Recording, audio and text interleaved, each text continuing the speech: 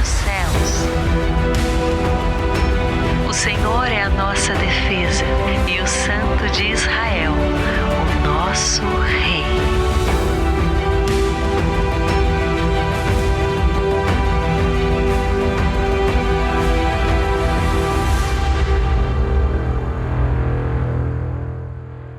Bem-vindos ao Karina em Israel, caminhando pela Bíblia. Hoje eu estou em Cafarnaum, região que fica na margem norte do Mar da Galileia, próxima de Betsaida, típica cidade de pescadores.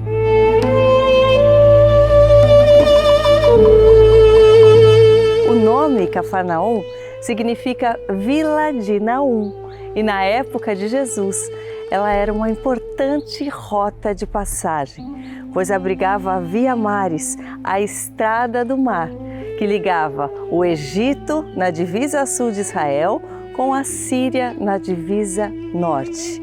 Como o fluxo de pessoas era intenso, Cafarnaum se tornou quase que um centro, um ponto de encontro da vida comum na época de Jesus. E foi justamente por isso que ele estabeleceu aqui a base do seu ministério.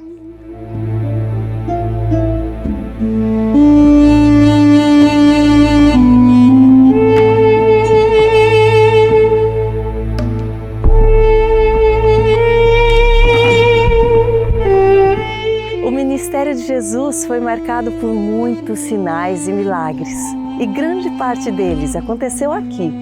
As multidões vinham de vários lugares das regiões vizinhas, especialmente das cidades do entorno do Mar da Galileia, pois desejavam, de alguma forma, serem tocadas por Jesus, ou ao menos receber uma palavra.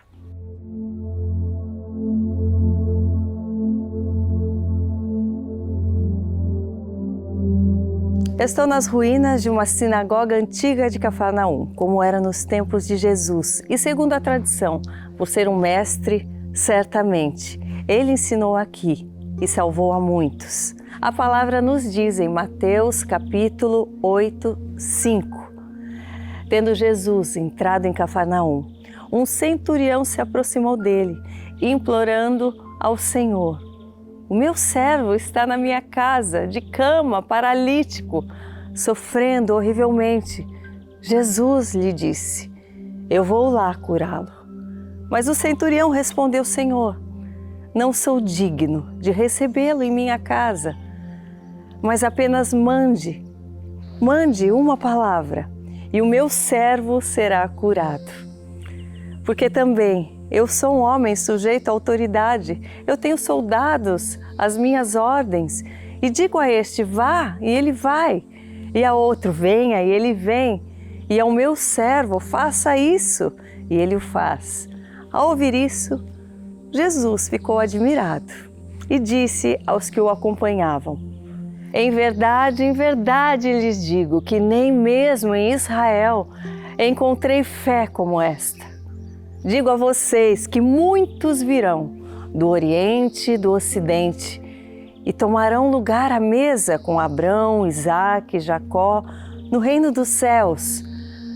Mas os filhos do reino serão lançados para fora, nas trevas. Nas trevas ali haverá choro e ranger de dentes.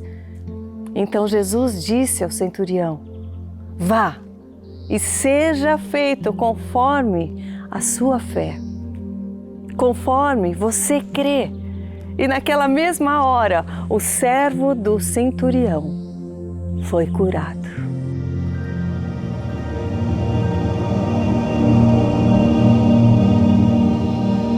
Nesse texto, nós vimos que verdadeiramente Jesus queria curar o servo daquele centurião, que apesar de não ser judeu, havia demonstrado um grande ato de fé.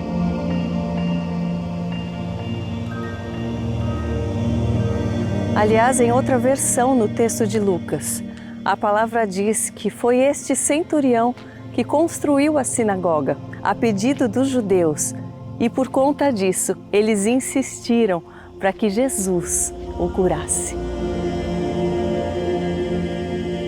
A verdade é que neste lugar ainda existe uma forte presença de cura, pois a autoridade da palavra de Jesus, da voz de Jesus, que curou aqui e que realizou tantos milagres de cura, parece ainda ecoar em cada canto.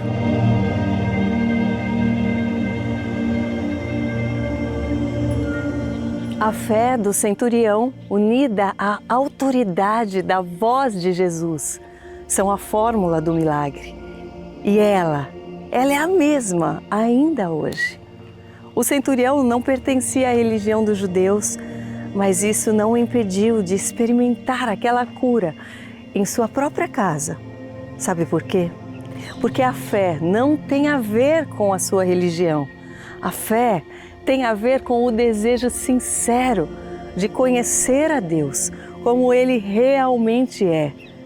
E Jesus veio apresentar a verdadeira face de Deus ao homem, como está escrito em João 14, 9.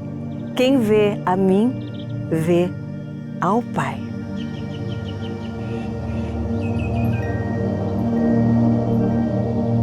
Em Cafarnaum conhecemos o Deus que se importa com nossa saúde, cura as nossas enfermidades e nos coloca de pé.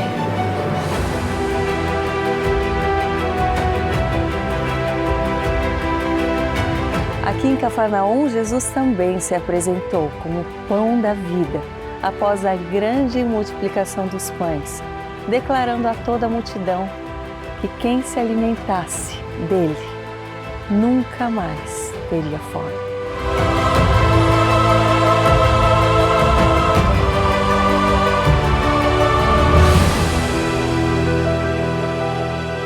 Em João 6, de 28 a 35, diz: Então lhe perguntaram: o que precisamos fazer para realizar as obras que Deus requer?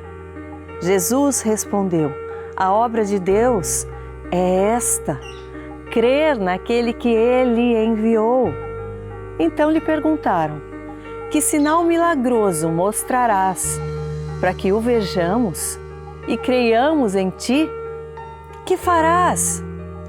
Os nossos antepassados comeram o maná do deserto, como está escrito: Ele lhes deu a comer pão dos céus.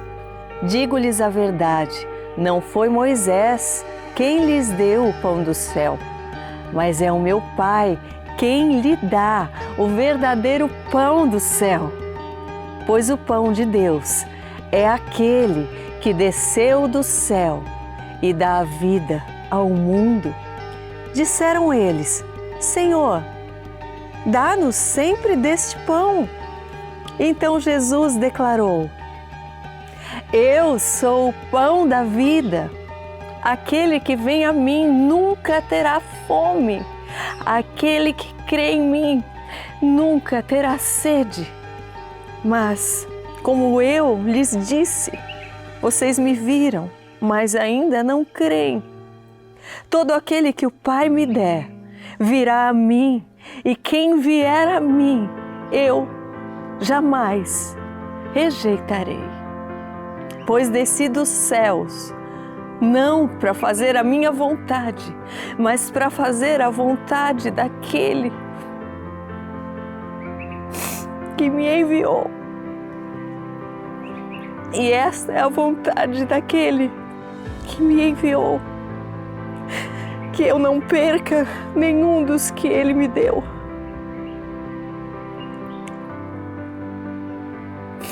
Mas o ressuscite no último dia, porque a vontade do meu Pai é que todo aquele que olhar para o Filho e nele crer tenha vida eterna, e eu o ressuscitarei no último dia.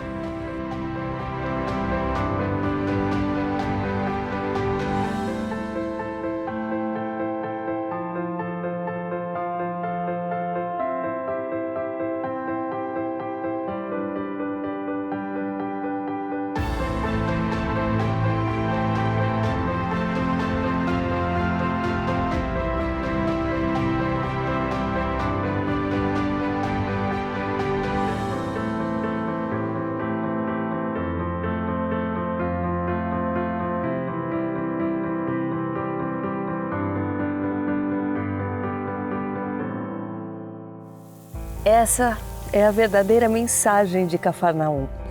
Há um pão que nos alimenta nos dias das nossas fraquezas, a nossa fé, que nos nutre e nos fortalece para que tenhamos mais e mais experiências reais com Deus.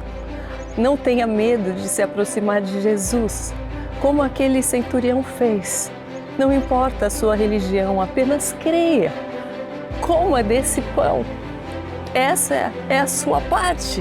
O milagre é Jesus quem faz e certamente o fará.